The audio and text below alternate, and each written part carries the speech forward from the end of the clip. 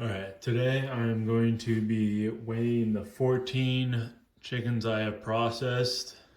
My first two, I put in the gizzards and the heart and the liver inside the vent. Um, the other 12, I vacuum packed separately so I could have organ days and chicken days. Didn't have to roast the chicken and eat the organs at the same time if I didn't want to.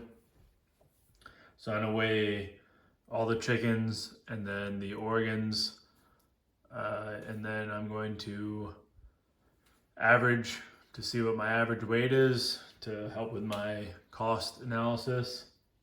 So I'm going to weigh the chicken and then mark down after each bird is weighed.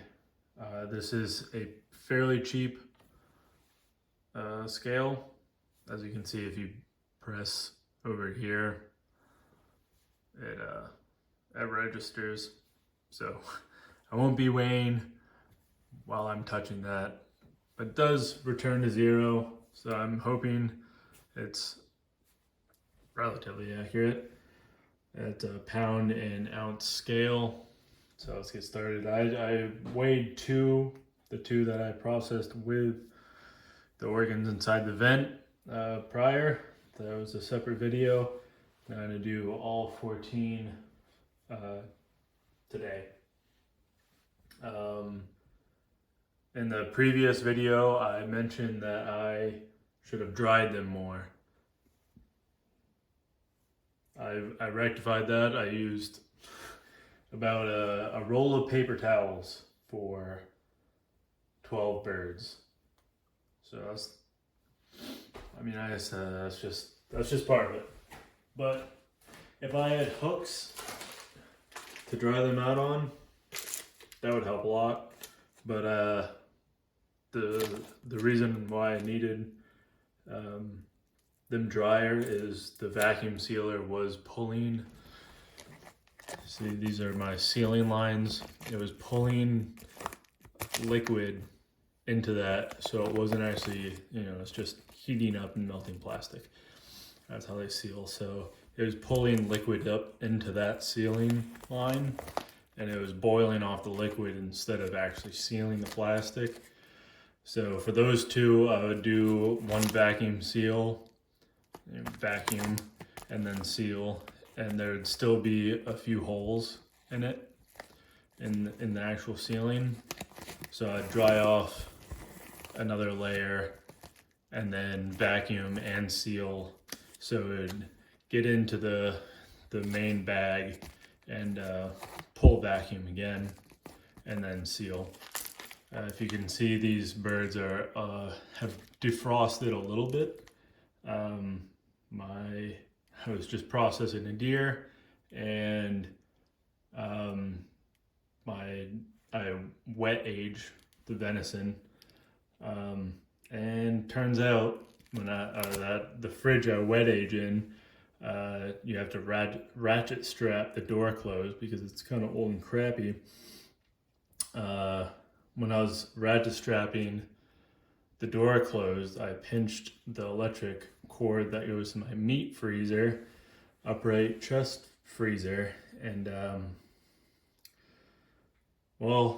it pulled the extension cord out, and it has been off for several hours. The meat that I had just put in there have actually frozen, but it's no longer 0 degrees Fahrenheit. So still pretty darn frozen, but the high temp alarm was going off when I re-plugged it in. Thankfully I caught it tonight. All right, so let's turn this back on and let's begin. One thing, it is cheap like I said, but once you tear it, it actually returns to zero pretty well. So 1 pound 8 ounce.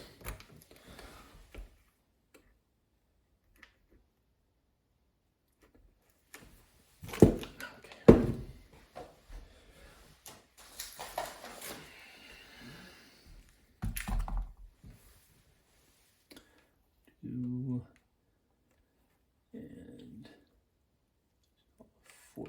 ounces.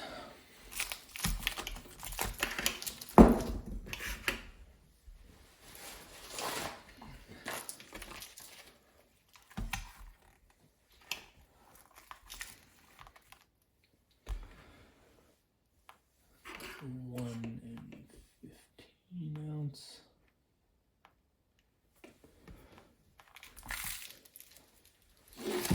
So here are the organs. This bag is gives you spots to write it, but I did not. With these, I did with the deer.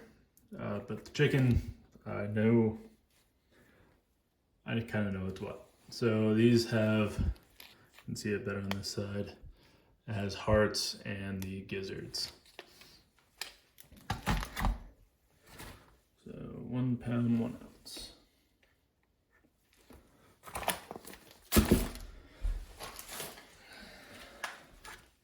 These are the livers. 1.1 as well.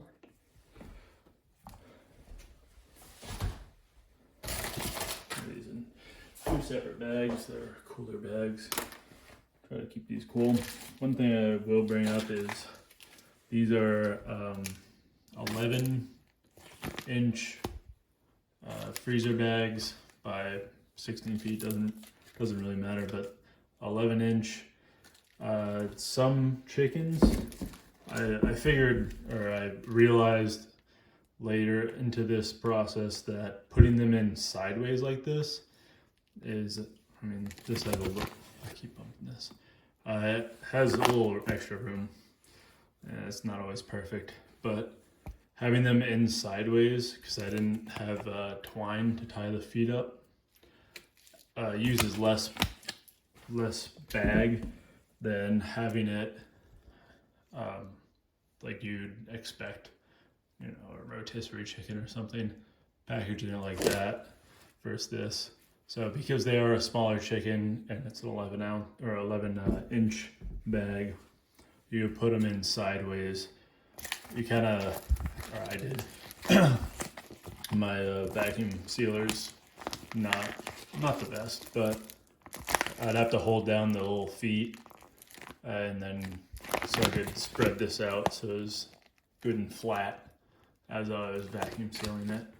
But after that, compress the legs in good and tight, you know, like a vacuum sealer should, as opposed to this where you have the leg that's all stuck out, a little extra room and more bag. So that was a learning experience.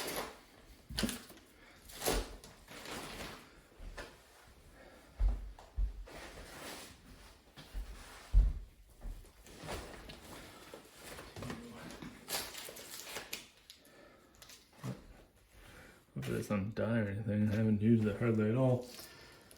Okay.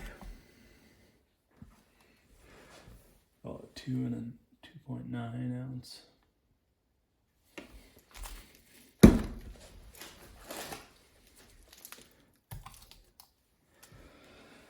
Two 11.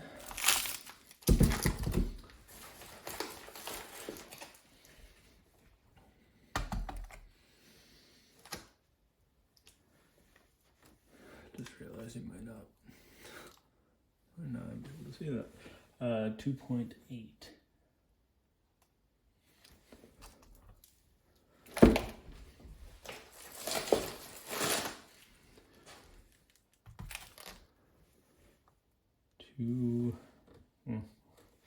By round, yeah, it's 2.1.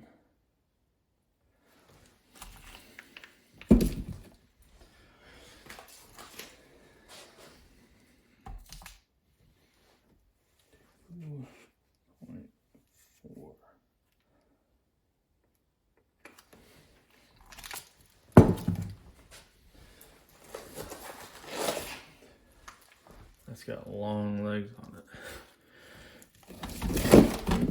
Oh, chicken lamb. 2.8.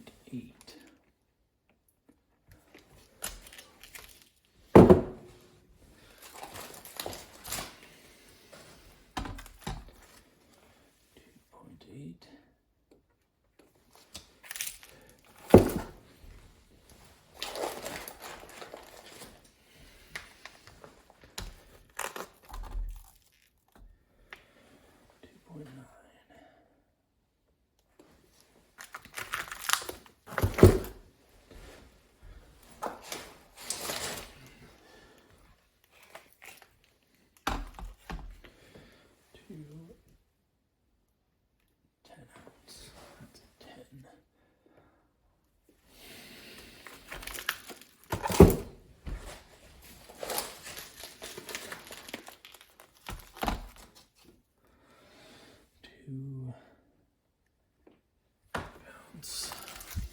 Still got a few feathers. I obviously try to get them as good as possible, but this one's actually pretty bad. That's probably when I was just starting. If you have a picking, love trying to get zits out. You'll love hand plucking chickens. You hate raw meat. I hope I just wrote that down. We'll see. I'll watch this back. 2.2. See how good this scale was. 5. So yeah, that's probably it.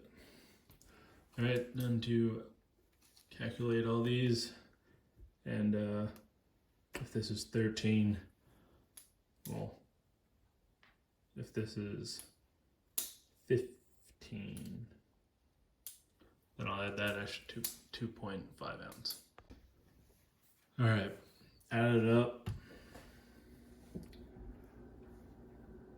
The 14 birds with gizzards and hearts and livers and bones, denecked, defeated, and detailed, totaled 35 pounds, 2 ounces of chicken meat. You could keep the necks, you could keep the feet to make stews. I kept my first 2 necks and feet to make chicken feet and a little bone broth, or stock as it's supposed to be called. I opted to not keep the rest of the necks, heads, feet, because I have 14 chicken carcasses that are almost full bodies to make stock out of. So it's just freezer space, pretty much is what it comes down to. I was expecting about 2 pounds 10 ounces, so that comes out to 2.51, well, 2 pounds and 5.1 ounces per bird, as opposed to the 2 pounds and 10 ounces that I was expecting after I processed 2 birds. That was one of them, and that's probably the other one.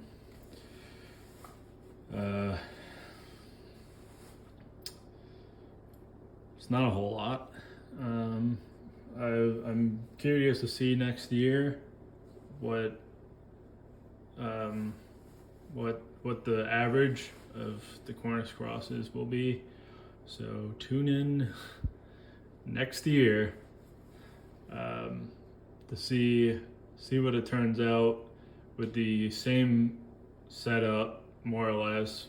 Be different winter or different weather, but similar setups. See what the difference is between the Heritage and the Cornish cross, or what other whatever mainstream broiler breed that I end up doing. And then we'll compare that against the cost of this year. Stay tuned for more updates.